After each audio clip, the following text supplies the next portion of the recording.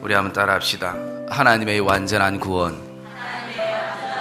옆에 분들과 고백합시다. 하나님의 구원은 나의 행위와 관계없이 완전한 구원입니다.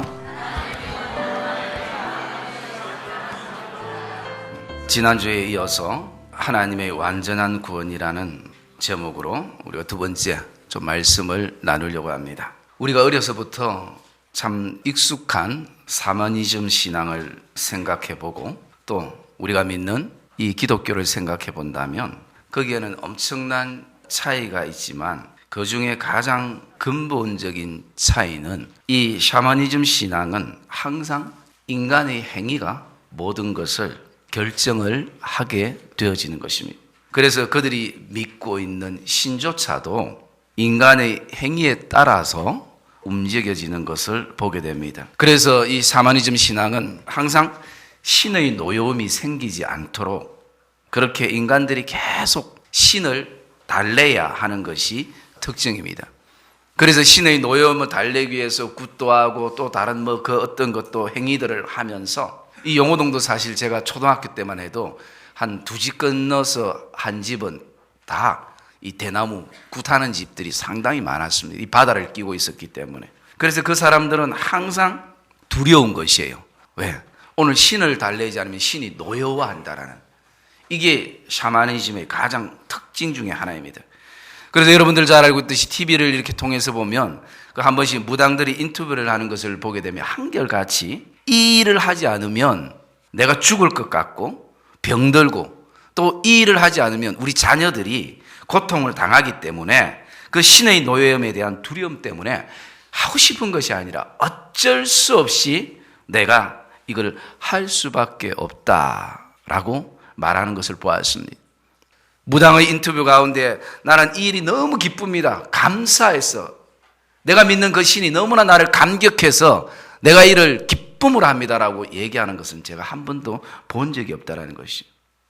그러면서 제가 목사 되기로 결정한 것을 생각해 보니까 하나님이 크신 은혜를 먼저 발견했고 그리고 그 은혜를 통해서 기쁨과 감사와 감격 속에서 하나님의 선하심 속에 이 사역과 그리고 이 목사라는 것을 결정했다라는 것을 생각했을 때 저와는 너무 차이가 나는 것이. 물론 어려운 과정은 동일할 수 있지만 그 근본 출발이 두려움과 그리고 기쁨으로 출발하는 것. 사랑하는 믿음의 성도님들, 오늘도 저와 여러분 안에 무엇보다도 우리의 어떤 믿음의 출발은 구원의 기쁨과 감사와 감격이 되기를 주님의 이름으로 축복합니다. 두려움에서 믿음의 삶을 사는 것이 아니라는 것이. 이렇게 세상 종교는 끊임없이 인간이 신을 찾아가야 되는 것이.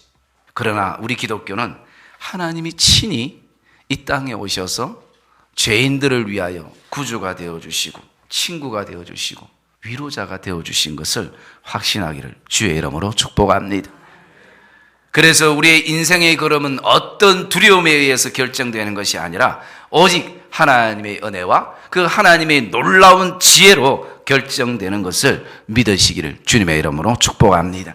이것이 성경의, 이것이 기독교의 가장 변함없는 핵심이요 진리요 복음인 것입니다. 하나님의 구원은 절대 인간적인 행위, 즉 세상의 지혜로 이룰 수가 없는 것입니다. 하나님의 지혜인 그 예수 그리스도의 십자가의 은혜를 통해서 그것이 가능해지는 것입니다. 오늘 본문 12절의 말씀에 보시면 구원의 재료를 건축의 재료로 비유해서 바울이 말합니다. 그 말씀에 만일 누구든지 금이나 은이나 보석이나 나무나 풀이나 지프로 이 터 위에 세우며 말씀합니다. 이 터는 그리스도를 말하고 있습니다. 그리고 금이나 은이나 보석은 절대 불타지 않는 하나님의 지혜를 말하고 있고 나무와 풀과 집과 이 쉽게 타버리는 것은 불이나 시험이 오고 환란이 오면 결국 무너져 버리는 세상의 지혜를 말하는 것입니다. 그래서 바울은 예수 그리스도 터 위에 자꾸 사람의 지혜, 세상의 방식, 세상의 가치관, 세상의 지혜, 사람들의 성공담과 무용담, 그리고 인간의 행위와 업적을 자꾸 올려놓지 말라라고 말하는 것을 보게 되어집니다. 왜냐하면 불이 나거나 시험이 오거나 환란이 오면 결국 세상의 지혜와 인간의 지혜들은 다 타버린다는 것이 영원하지 않다라는 것입니다. 여러분, 우리가 살아가는 이 세상의 가치도 영원히 22세기가 되면 동일하게 흘러가는 가치가 사실은 아닌 것입니다. 그래서 아볼로의 인간적인 지혜도 불타게 되고 바울이라는 지혜와 공력도 능력도 결국은 불타게 된다라는 것입니다. 아무리 훌륭한 말씀 사역자라도 자신의 행위가 하나님의 공력이 될 수 없다라는 것을 바울은 분명하게 말하고 있는 것입니다. 그래서 바울은 18절에도 아무도 자신을 속이지 말라. 이 세상 지혜는 하나님께 가장 어리석은 것이니라 라고 말씀합니다. 세상의 지혜로, 세상의 가치로, 세상의 방법으로 결국 자신을 속이지 말라는 것이. 그 얘기는 무엇을 말합니까? 내가 지금 속이는 삶을 살고 있어도 결국 자신을 속일 수 없다는 것이 하나님의 말씀 앞에서 보면. 그리고 21절에도 누구든지 사람을 자랑하지 말라. 누구든지 사람을 자랑하지 말라. 아볼로나 그리고 바울이나 게바나 세계나 생명이나 사망이나 지금 것이나 앞으로 있을 장래의 것이나 이것이 다 너희의 것이다. 너희의 것이다. 너희는 곧 그리스도의 것이다. 그리스도는 곧 하나님의 것이다 라고 말씀합니다. 여러분, 이 진리를 발견하기를 주의 이름으로 축복합니다. 그래서 바울은 11절에 보시면 그러나 이 터 위에 우리가 각각 어떻게 그 위에 세울까 조심하라 라는 것이. 왜? 한순간 우리가 주의 하나님의 지혜로 우리가 집을 짓고 또 교회를 짓고 또 신앙의 집을 지어 나가는데 한순간 자꾸 화려한 세상 지혜가, 세상 것들이 우리를 흔들고 유혹할 수가 있기 때문에 항상 이 그리스도의 이 반석 위에 내가 어떻게 지을지니 그것을 우리가 조심하면서 늘 믿음의 경각심을 가지라고 바울은 말하고 있습니다. 사랑하는 믿음의 성도님들, 하나님의 구원하심은 오직 하나님의 지혜, 즉 하나님의 지혜는 오직 예수 그리스도만이 하나님의 의가 되시고 우리의 구원자 되심을 저와 여러분들이 가슴 깊이 기억하는 이 성찬 예배가 되시기를 주님의 이름으로 축복합니다. 그래서 오늘 정말 우리가 더 이상 이제 이 구원에 대해서는 우리의 행위를 포함시키지 말고 저와 여러분들이 다시 한번 믿음의 정립들이 있기를 주님의 이름으로 축복합니다. 행위는 내가 진정한 구원의 확신이 있고 믿음의 체험이 있고 하나님의 살아계심을 경험했다면 행위는 만드는 것이 아니라 자연스럽게 따라오는 것입니다. 오늘 우리가 하나님의 사랑을 안다면 여러분, 이 땅에도 우리 젊은이들이 누군가를 사랑하게 되면 사랑하는 그 순간부터 어떻게 됩니까? 행동이 따라가는 것이. 안 하던 편지를 쓰고 또 안 하던 남자들이 미모에, 외모에 관심을 가지고 뭔가 하나를 선물해도 계속 모든 마음이 그 사람에게 가 있는 것이. 그것이 바로 사랑하지 않으면서 행동하는 것은 거짓된 행동인 것이. 여러분, 그러므로 오늘 우리가 이 구원에 대한 그 결론적인 말씀을 우리 로마서 8장 30절에서 한번 읽어보도록 하겠습니다. 로마서 8장 30절 말씀 읽겠습니다. 시작.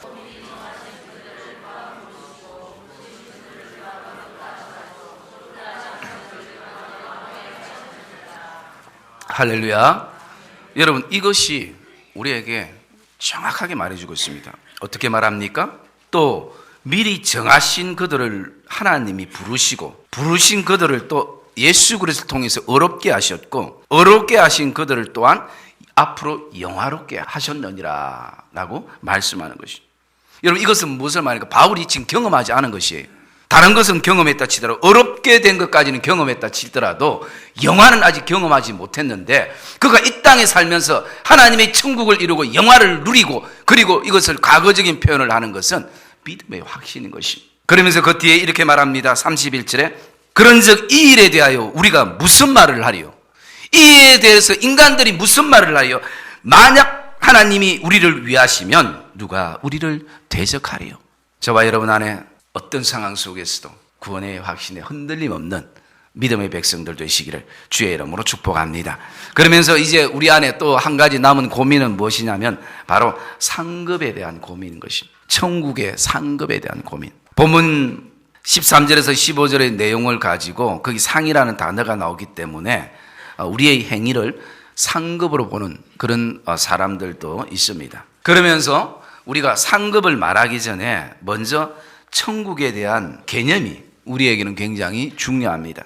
천국은 단지 우리가 죽으면 더 좋은 곳으로 가는 장소 이동이 아니라는 것입니다.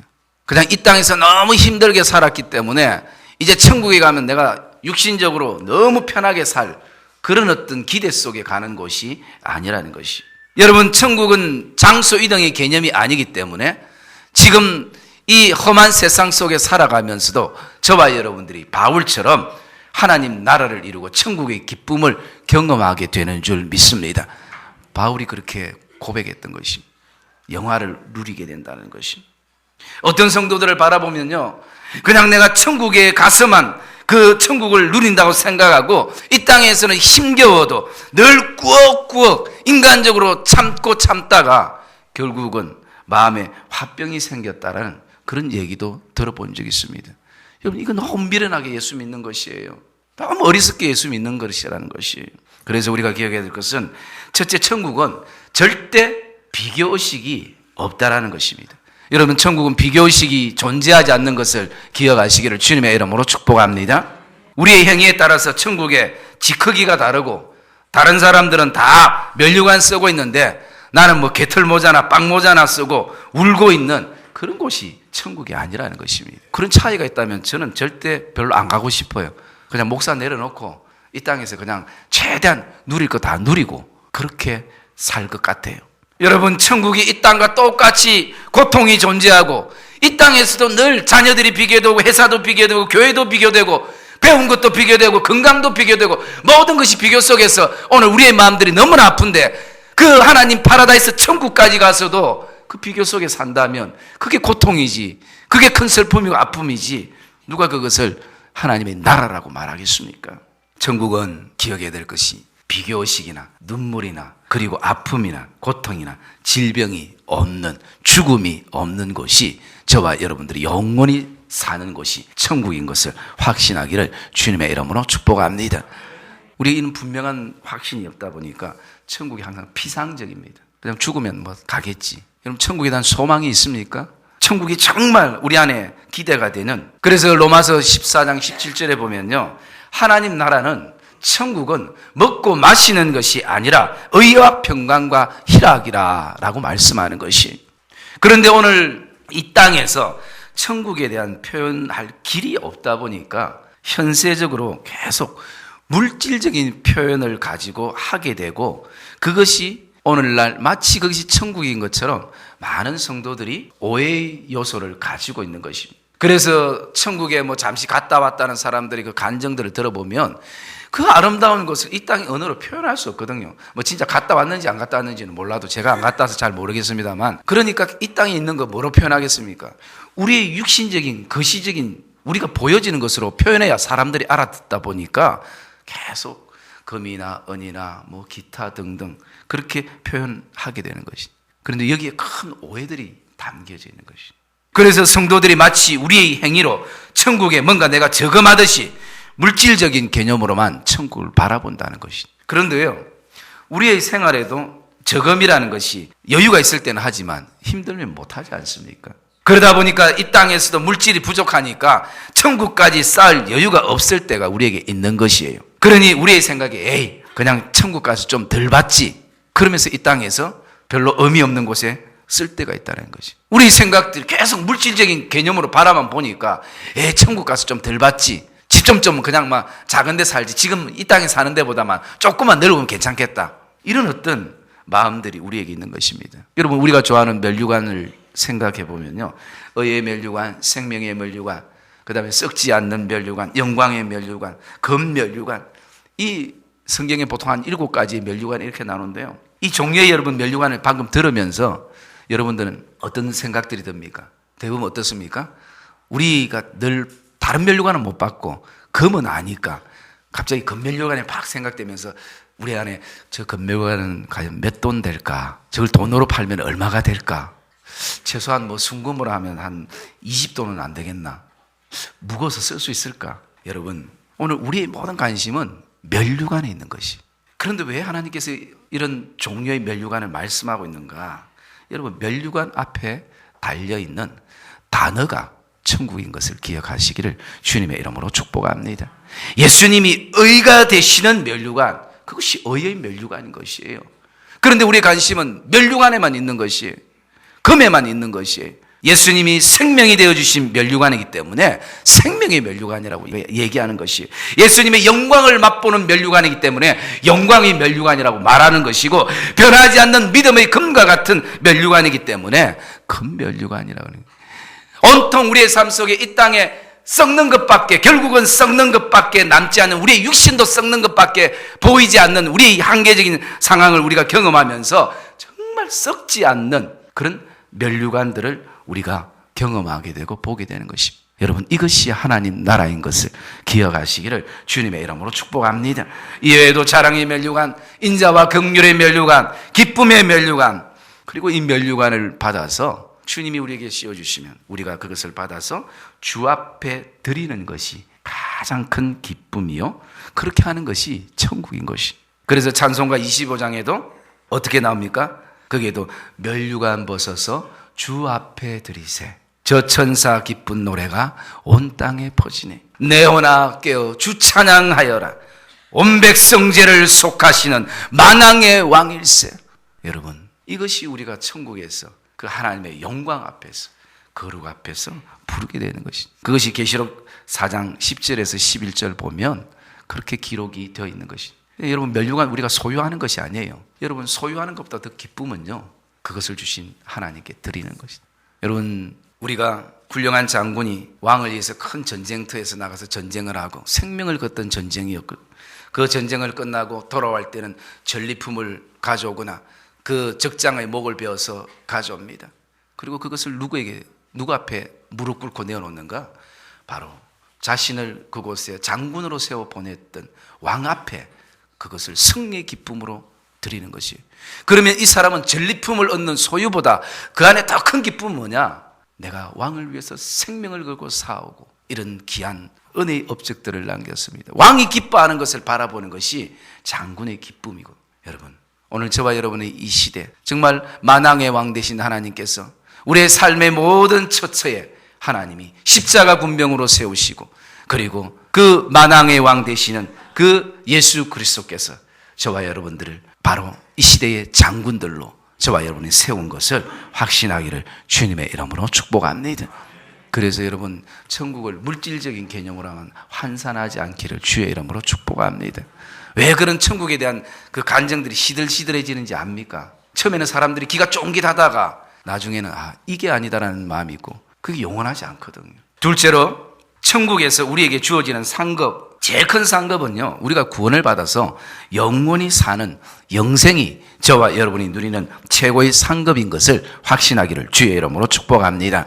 여러분, 여기에도 그럼 뭐 천국에 최고의 상급이 있나? 제가 이 단어를 쓸 때 참 조심했습니다. 그런데 저도 이 단어를 표현할 때, 영생이 최고의 상급인 것을 표현할 때 최고라는 단어를 쓸 수밖에 없는 것이 한계이기도 하는데요, 그것이 전부입니다. 영원히 사는 것. 여러분, 천국에서 우리가 죽는 것이 있다면 큰 집이, 좋은 차가, 그리고 우리가 가장 좋아하는 것이, 내가 가장 갖고 싶은 것이 무슨 의미가 있겠습니까? 인생에 있어서.